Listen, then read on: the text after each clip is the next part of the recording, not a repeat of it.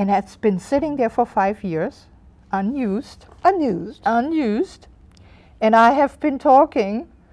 I met them in 2005. They were all happy and all juiced up about producing malaria drugs. Wonderful.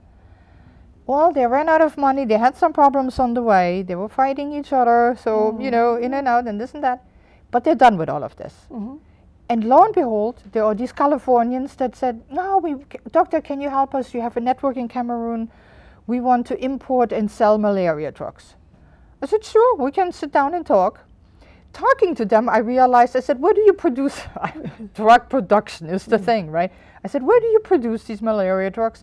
Oh, we don't know yet. We're looking into a couple of companies in India. I said, would you consider coming to Cameroon? I have a company there, ready to go. We're going to meet with them, with us, in that company, and we'll see if we can crank it out. I'd be great. thrilled. Well, Roland, you were talking before about how what a great education you were getting from not only Dr. Achu, but also a number of the women there.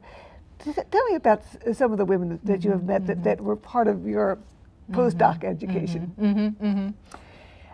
One of my good friends, and I just love her. She came to me early on, maybe 2006, and showed me all sorts of diagnostic results. There were tests from a doctor, and she said that's her friend, and she asked me to explain to her the numbers, and I did. They were CD4 numbers. It's, you know, you have it's the white blood cells in your body that are attacked by the HIV/AIDS, and so the more sick you get, the numbers drop. And in a normal person infected with HIV/AIDS, the number goes down 150 units every year. And then when you're down to 400, you better get treatment. That's when you start needing the HIV drugs.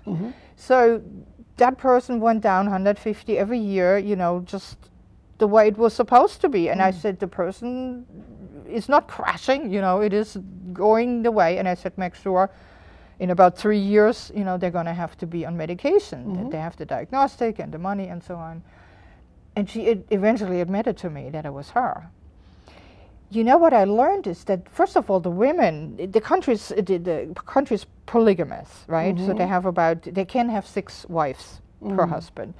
So if one wife is infected, it's usually all of them. Oh, sure. And a lot of time what happens is because the women are always less taken care of than the men, the women are usually, their numbers crash faster. So they get sick, obviously sick faster than the men. Also with the childbearing age, this is how we have all these AIDS numbers. We know it from the women. So the rumor sort of is the woman brings it into the family. So if the husband finds out, you know, she's HIV positive, he doesn't go tested, but he eventually beats them up or throws them out of the house. And that's what happened to me. I tried to talk to her, and I said, you're such a strong person. Why don't you go out and be a spokesperson? She, you know, once she was out of the house, she gobbled herself together and founded an organization. She's now helping disabled people, women.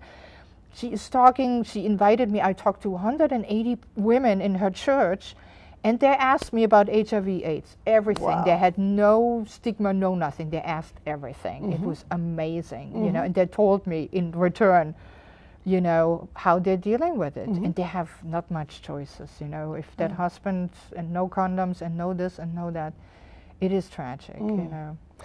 Now, aside from your own personal energy and ability to talk to people and bring them up to their level of capability, what does AIDS-Free Africa actually do? What's the purpose of the organization? Well, the purpose of the organization really is to establish a pharmaceutical industry, to help Africans starting in Cameroon, but we're hoping really to spread out in other countries as soon as possible, to build smaller, not huge, you know, mega production facilities, but to build sustainable units of production that is geared to whatever the problem is in that country. You know, if they tell me they need malaria drugs, fine. if they need, painkillers, which it's a huge problem, which we don't even hear of, painkillers. They die on AIDS, on cancer, without any pain medication to help them through it, So the interesting thing is in Africa is you start one thing and there are 5 things behind it that the infrastructure is so weak in general. But they're wonderful people. There are people that are pharmacists and they are trained in drug production. And we have right now 3 startup facilities that one of them produces IV fluids, the other one produces syrups, malaria drug in a syrup for children to dose them. And the third one is really just grappling to get their feet together. And then this malaria company. So there are actually 4 right now. So we're working you're with. beginning to produce the drugs, and then they are sold to the government or to the private clinics at a bargain rate? Yeah. The drugs are going to be produced and then sold into the wholesalers, into the big distribution centers. They're either private or government. We will make them available, to anyone who will. But the Cameroonians will take care of that part. They're actually quite good in that, So in some, what is your special dream for AIDS-free Africa? What do you envision that you will be doing 2-5 years from now? When will you know that you have achieved? Well, that's a good question. Last year we not only did I get the humanitarian award, the USS Stellars Award, but we also made it to the semifinals in the Buckminster Fuller Architectural Design Contest. That a chemist would throw AIDS-free Africa in a ring and say, here, this is an architectural design, is quite a quantum leap in the first place. But we made it into the semifinals. They were so fascinated how I designed the organization. And the idea is really, instead of shipping vast quantities of drugs across the ocean from this side and that side, produce it locally in smaller companies, avoid all the border traffic and the problems, save the taxes, save the transport, take advantage of the lower salaries compared to here, and you can produce them cheaper and make them available. So with the Millennium Development Goals in 2015, we aligned with that, the United Nations Millennium Development Goals. We want to have, in 2015, 5 companies running, and as my sister puts it, popping out the pills. That's how she said it. My sister said to me, you can see the pills pop out. I said, yes, I can. And that's the dream. See these rollers, they come over the roller and come out there. And people being able to, have the medications. We lose every day 8,500 people die on lack of drugs. And to the pharmaceutical industry, I always say, people can afford to buy them. A lot of these medications and a lot of these people can't afford it. We have studies from Uganda where people say, I got my prescription, I don't have my drug, I have the money. The pharmacist tells me they don't have the drug in the pharmacy. It's empty shelves.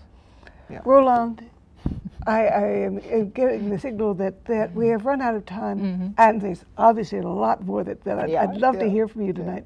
But you really have been a joy to learn from and to take inspiration from as you are pursuing your dream in making AIDS-free Africa.